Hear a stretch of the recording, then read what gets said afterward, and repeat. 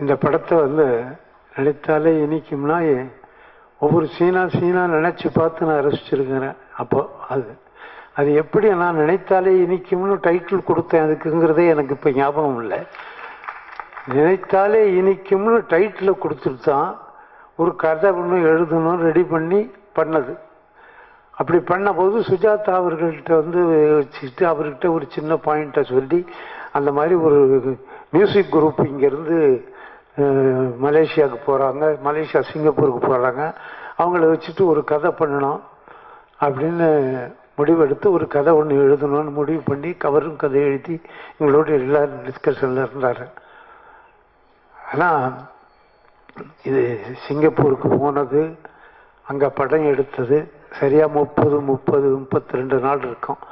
அந்த 32 நாட்களுக்கும் நாங்கள் பட்ட சிரமங்கள் இருந்தாலும் அது எல்லாம் படம் பார்க்கும்போது ஒன்றுமே இல்லாமல் போச்சு. அது அவ்வளவு பெரிய ஒரு நினைத்தாலே இனிக்கும்ங்கிறது ஒரு வேதம் மாதிரி ஆகிப்போச்சு எங்களுக்கு. இப்போது இதை திருப்பியும் 38 ஆண்டுகளுக்கு முன்னால் எடுத்த இந்த படத்தை திரும்பவும் வெற்றிகரமாக வெளியிட இருக்கிற நம்ம டிவி சகோதரர்களுக்கு, ராஜ் டிவி சகோதரர்களுக்கு என் நன்றி கலந்த வணக்கத்தை முதற்கண் தெரிவித்துக் கொண்டு நீங்கள் மிகப்பெரிய வெற்றி அடைய வேண்டும் என்று நான் நினைக்கின்றேன். ரொம்ப அற்புதமான விஷயம். கமலஹாசனை பற்றி நான் சொல்ல வேண்டும் என்றால் அவர் உலக நாயகன்.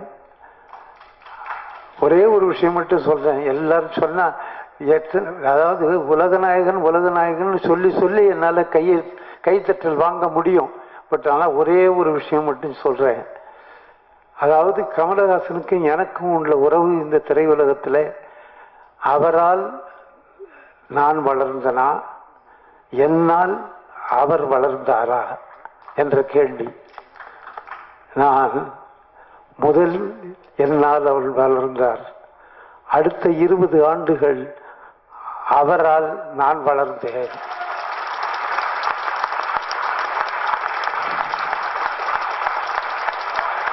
ஏறத்தாழ 10 ஆண்டுகள் 36 படத்துல நடிச்சிருக்காரு. என் படத்துல 36 படம்னா 36 படம். சாதாரணமா ஒரு படத்துல இல்லாம இருக்கும்போது கூட வருவாரு. ஷூட்டிங் நடக்கும்போது என்ன நான் இந்த படத்துல இல்லையே, நான் இந்த படத்துல இல்லையே, தெருவில் இப்படி நடந்து போட்டோமா அப்படின்னு கேட்பார். அப்படி போயிருக்காரு ஒரு தடவை. அப்படி அது எந்த படம்னு எனக்கு ஞாபகம் இல்லை. ஒரு கேமரா வச்சுட்டு வேற ஏதோ ஆர்டிஸ்ட வச்சு ஷூட் பண்ணிட்டு இருக்கும்போது நான் அப்படி பின்னால போறேனே அப்படின்னு சொன்னேன். சரி, திரும்பி தோள் மேல ஒரு நண்பரை தோல்ல கை போட்டுக்கிட்டு அப்படி நடந்து போற ஷாட் இருக்கு. அவ்வளவு ஒரு ஆர்வத்தோடு என்னுடைய படங்கள் மீது அவர் ஒர்க் பண்ணியிருக்கிறாரு. அவர் அற்புதமான ஒரு கலைஞன். அவரெல்லாம் அவர் கலைஞராக இருக்கிறது தமிழ்நாடு மட்டுமல்ல, உலகத்திற்கே மிகப்பெரிய ஒரு அதிசயம். அது மிகப்பெரிய அதிசயம். அதாவது சினிமாவில் இன்னும் என்னெல்லாம் வரப்போகுதோ அதெல்லாம் கூட அவர் தெரிஞ்சிருக்கும்னு நினைக்கிறேன் நான். அது எப்படி அது அவர் படம் நடக்கும்போதே அவர் சில டெக்னிக்கெல்லாம் எனக்கு சொல்லுவார். இத்தனைக்கு நான் தான் அறிமுகப்படுத்தினேங்கிறது உங்களுக்கு எல்லாருக்கும் தெரியும். சில டெக்னிக்கெல்லாம் சொல்லும் போது இன்னும் அதனால எங்கிருந்து படிக்கலாம் இதெல்லாம் அப்படின்னு. அப்கோர்ஸ் எனக்கு அப்போ படிக்கிறதுக்கு நேரமே இருக்காது. அவனுக்கு இதை தவிர வேற எதையும் படிக்கிறது இல்லாத அவன் அப்படி நிறைய திரையுலகத்துக்கு வரணுங்கிறதுல அது நிறைய அந்த டெக்னிக் பூரா எங்கெங்கெல்லாமோ படிச்சு என்னெல்லாமோ படிச்சு கற்றுக்கிட்டு என்னெல்லாமோ படிச்சு இப்படி பண்ணலாமா சார், இப்படி வச்சுக்கலாமா சார் அப்படிலாம் கேட்பார். அதனால தான் சொன்னேன், அவரால் நான் வளர்ந்தனா, என்னால் அவ்வளவு வளர்ந்தாரா, 2 பேரும் அவ்வளவு மியூச்சுவலாக இருப்போம். எனக்கு இந்த நேரத்தில் ஒன்று தான் நான் மிஸ் பண்ணுறது, எனது ஆரிய நண்பர் நம்ம ரஜினிகாந்த் அவர்களையும் இந்த இடத்துல நான் கொஞ்சம் மிஸ் பண்ணுறேன். அவரால் வர முடியவில்லை என்கிற ஒரு காரணம் தான் அவரை இங்கே வர முடியல. ஏன்னா நான் 2 பேரையும் வச்சு படம் எடுத்தது ஐ திங்க் இந்த படத்துல தான் அவங்க 2 பேரும் தனித்தனியாக இன்னுமே ஒர்க் பண்ணுறதுங்கிற முடிவுக்கு வந்தாங்க. அவங்க தனியாக போய் பேசிக்கிட்டு இது பண்ணிக்கிட்டு இனிமேல் நம்ம தனித்தனியாக பண்ணுவோம். அதுக்குள்ளே அவங்க 2-3 படத்தில் சேர்ந்து நடிச்சிட்டாங்க என் படத்தில். அதுக்கப்புறம் நாங்கள் தனியாக பண்ணுறதா முடிவு பண்ணுறது. சரி, ஓகே, கோ ஹெட் அப்படின்னு சொல்லுது வாழ்த்துக்களோடு அனுப்பி வைத்தோம். அதுலேருந்து 2 பேரும் பிரிஞ்சு போய் அவர் தனியாக இவர் தனியாக வேலை செஞ்சாங்க. அப்படிப்பட்ட ஒரு படம். இந்த படத்தை எடுக்கிறதுக்கு முன்னாடி தான் நான் மரோச்சரித்திரா எடுத்திருந்தேன். மரோச்சரித்திரா ரொம்ப டென்ஷனான ஒரு படம். அது அவ்வளவு டென்ஷன்லேருந்து ஒரு சின்னதாக ரிலாக்ஸ் பண்ணிக்கணும்னு பார்த்தேன். நான் சின்னதாக ரிலாக்ஸ் பண்ணிக்கிட்டா தான் நமக்கு நல்லா இருக்கும் போல இருக்கு.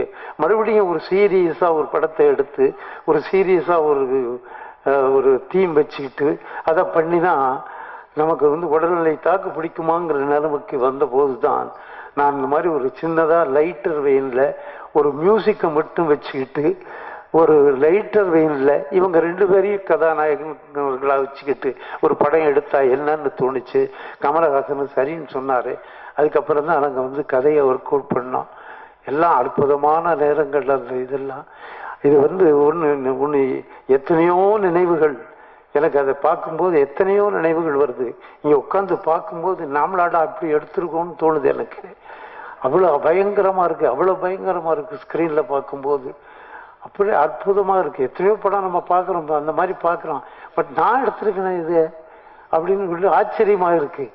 அப்புறம் இந்த என்ன விஷயம் சொல்ல வந்தேன்னா, நான் இப்படி தான் கட்டாயி போகுது மனசில் என்ன நினைக்க வந்தேன்னு அது கட்டாயி போச்சு. இப்போ எனக்கு சாரி ஏதோ ஒன்று சொல்ல வந்தேன், அது கட்டாயி போச்சு. அந்த த்ரெட்டு கட்டாயி போச்சு. என்ன கொஞ்சம் நேரம் ஆனால் தான் திருப்பி வரும். அந்த இடத்துக்கு திருப்பி வர முடியும்னால மொத்தமாக எல்லாருடைய வாழ்த்துக்களும் இதில் இருக்கு. இன்னொன்று, இந்த ஒரு வாய்ப்பை எடுத்துக்கிட்டு இந்த சந்தர்ப்பத்தில் தமிழ் திரைப்பட தயாரிப்பாளர்கள் சங்கத்தில் வெற்றியடைந்த அத்தனை பேருக்கும் என்னுடைய வாழ்த்துக்களை சொல்லிக் கொள்வதிலே நான் பெருமை அடைகிறேன், நான் சந்தோஷப்படுகிறேன். அவர்களுக்கு என்னுடைய வாழ்த்துக்களை சொல்லக்கூடிய ஒரு வாய்ப்பாக இந்த மேடையை நான் பயன்படுத்திக் கொள்கிறேன் என்பதையும் இங்கே சொல்லிக்கொள்ள நான் விரும்புகிறேன். இப்போ இன்னும் ஞாபகம் வரல அந்த பாயிண்ட். அது போனது தான். அது இனிமேல் திரும்பி வருமாவனுக்கு டவுட். எனக்கு மறந்து போச்சு. என்ன சொல்ல வந்தேன்னு ஞாபகம் இல்லை எனக்கு. இப்போ ஏதோ ஒரு முக்கியமான பாயிண்ட் வந்துருச்சு. அதாவது இந்த படத்தினுடைய ஃபர்ஸ்ட் காப்பி பார்க்கறதுக்கு நாங்கள் போயிருக்கோம். கமலஹாசன் வந்திருக்காரு. 2 பேரும் படம் பார்த்தோம். 2 பேரும் சைலண்டாக இருந்தோம். அவன் ஒன்றும் சொல்லலை, நானும் ஒன்றும் சொல்லலை. பேசாமல் இதுக்கு வந்தோம்.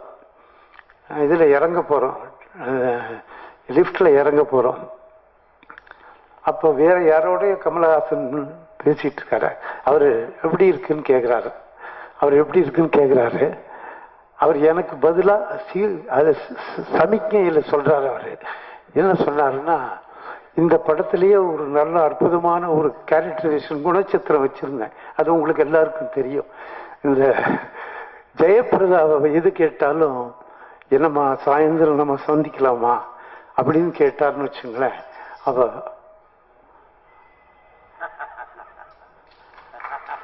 அப்படின்னு சொல்லுவார்.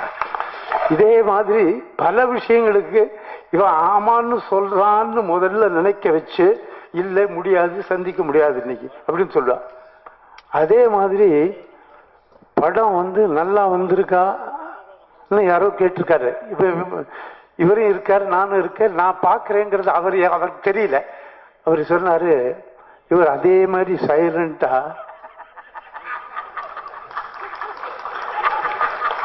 அப்படின்னு நல்லா ஞாபகம் இருக்காது.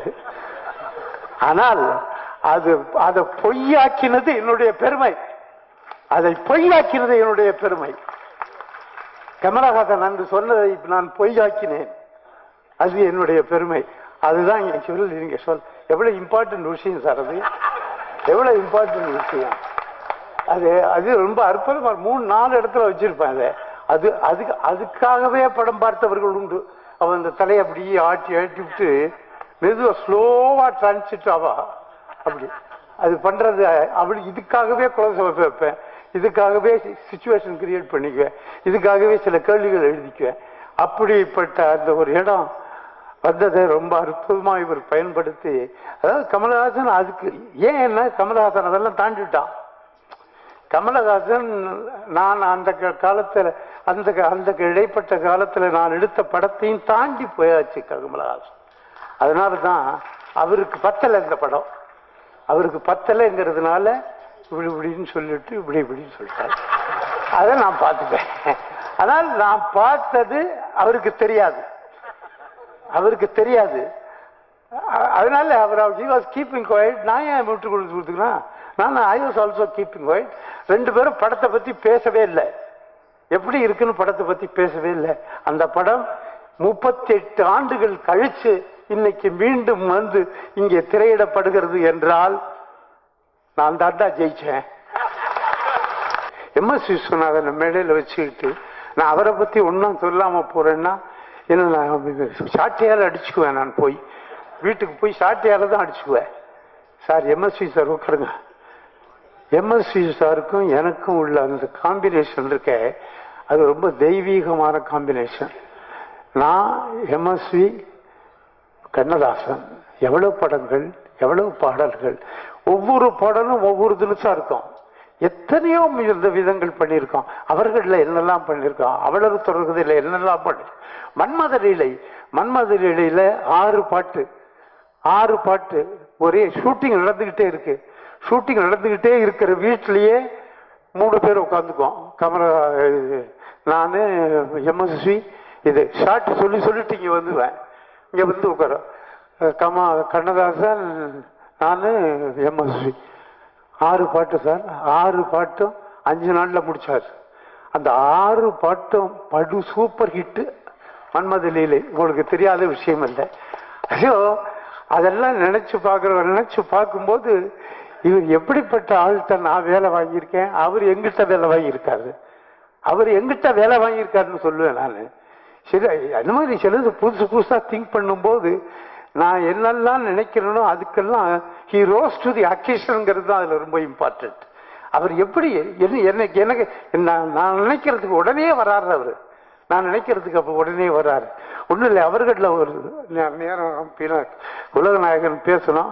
ஒரே ஒரு விஷயத்த மட்டும் சொல்லிடுறேன், மறந்து போச்சுன்னா வந்துடுவேன். இல்லை, ஒரு கிரிக்கெட்டை பற்றி ஒரு பாட்டு வச்சிருந்தேன். எல்லாமே புதுசா ஏதாவது பண்ணணும், குரங்குத்தனம் ஏதாவது பண்ணணும் பாட்டில் அப்படின்னு சொல்லி எனக்கு ஒரு இது எப்பவுமே உண்டு. அதுபடி ஒரு பாட்டு கம்ப்ளீட்டா ஒரு கிரிக்கெட் மேட்ச், கிரிக்கெட் ஆடுறதே ஒரு பாட்டு உருவத்தில் கொண்டு வருவோம் அப்படின்னு சொல்லி அதுக்காக சிரமப்பட்டு, இதுல கிரிக்கெட்னா எனக்கு என்னன்னே தெரியாதுன்னாரு அவரு. யாரு? MSV அவர்கள். நீ கவலைப்படாதீங்க, என்னன்னு சொல்றேன் அப்படின்னு சொல்லி அவருக்கு எக்ஸ்பிளைன் பண்ணி, இங்க இருக்கும் ஒரு விக்கெட்டு, இங்க இருக்கும் விக்கெட்டு, இங்க இருந்து ஓடி போய் பந்து போடுவான், இதெல்லாம் அவருக்கு எக்ஸ்பிளைன். அப்படியா?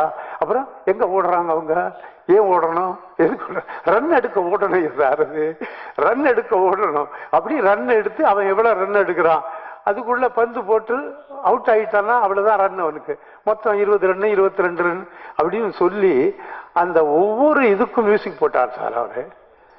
அங்கேயே கிரிக்கெட்டை பத்தி கமலஹாசன் ரொம்ப ஹெல்ப் பண்ணிதான். அப்ப கமலஹாசன் அங்கேயே இருந்த ரெக்கார்டிங் இல்லையே, அது ரொம்ப அற்புதமான ரொம்ப அற்புதமா வந்தது அது. பட் நீளம் காரணமாக, படத்தினுடைய நீளம் காரணமாக அதை நான் ரிமூவ் பண்ண வேண்டிய, கண்ணீரோடு அதை ரிமூவ் பண்ண நான். இருக்கா இருக்கு. அது சில பிரிண்ட்ல இந்த முதல்ல எல்லாம் என்ன பண்ணுவாங்கன்னா அவங்களே எடுத்துருவாங்க, யாரையும் கேட்க மாட்டாங்க. அந்த மாதிரி 2-3 இடத்துல எடுத்துட்டாங்கன்னு கேள்விப்பட்டு தான் நான் ரொம்ப வருத்தப்பட்டேன். அது எவ்வளவு ரொம்ப அற்புதமா இருந்தது, அந்த மேட்ரு அற்புதமா இருந்தது. அதனால அதையும் சொல்றதுக்கு ஆசைப்படுறேன். அதுதான் அப்படிப்பட்ட தெய்வாம்சம் பொருந்திய MSV அவர்கள் அற்புதமான மியூசிக் போட்டார். என்ன அற்புதம்! ஒவ்வொரு படத்திலையும் எப்படி சொல்லவே முடியாது sir. Hats off to you sir.